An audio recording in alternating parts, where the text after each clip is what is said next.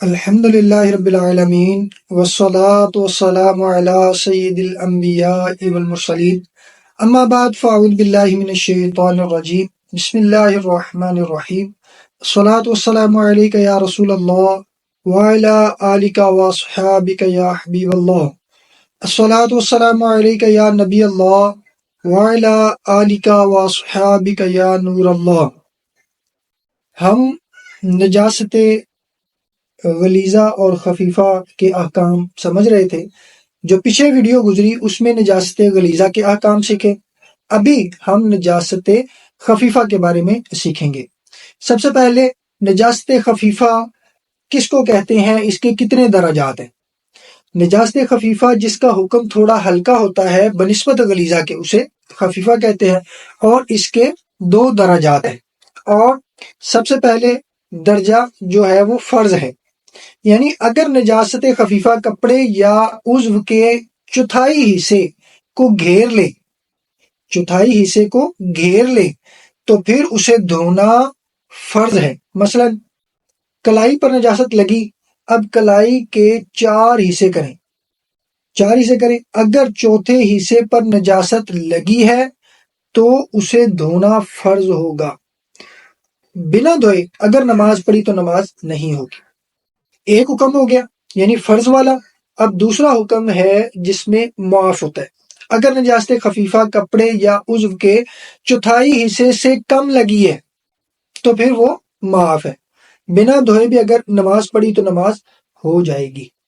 اس میں ایک مسئلہ جو ہے وہ سماعت فرمائے کہ نجاست خفیفہ اور غلیظہ کے جو الگ الگ حکم بتائے گئے یہ اسی وقت ہے کہ بدن یا کپڑے میں لگے، اور اگر کسی پتلی چیز جیسے پانی یا سرکے وغیرہ میں گر گیا، نجاست غلیظہ ہو یا خفیفہ ہو، وہ پتلی چیز پانی ہو، سرکہ ہو یا کوئی بھی دودھ ہو، اس میں گر گیا تو پھر وہ چاہے غلیظہ ہو یا خفیفہ ہو، گرنے والی نجاست چاہے غلیظہ ہو یا خفیفہ ہو، وہ ساری اس چیز کو ناپاک کر دے گی، یعنی کل ناپاک ہو جائے گی۔ اگرچہ وہ ایک قطرہ بھی اگر گرا ہے نا تب بھی وہ چیز ناپاک ہو جائے گی۔ ہاں، ناپاک ہونے میں ایک چیز کا خیال رکھا جائے گا کہ وہ دے در دے نہ ہو، یعنی جاری پانی نہ ہو۔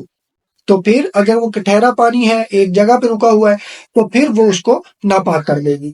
دوسرا ایک اور مسئلہ جو ہے وہ بھی آپ سماعت فرمائیں کہ کسی کپڑے یا بدن پر چند جگہ نجاست غلیظہ لگی اور کسی جگہ درہم کے برابر نہیں۔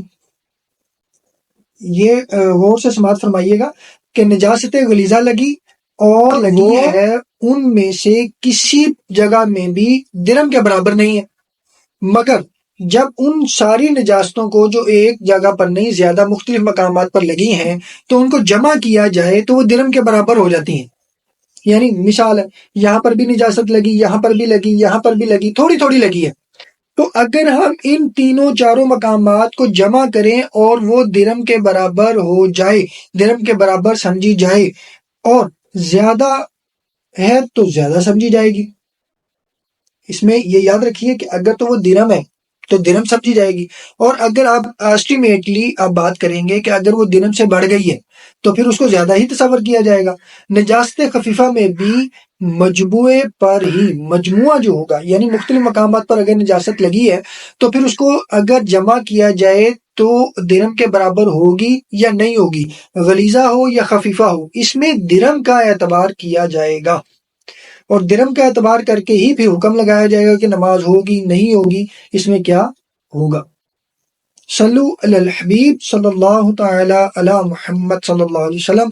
اب دیکھیں، ہم نے ہر جگہ غلیظہ ہو یا خفیفہ ہو ان میں درہم کی بات کی ہے، تو درہم کس کو کہتے ہیں، اس کی کیا ڈیفینیشن ہے؟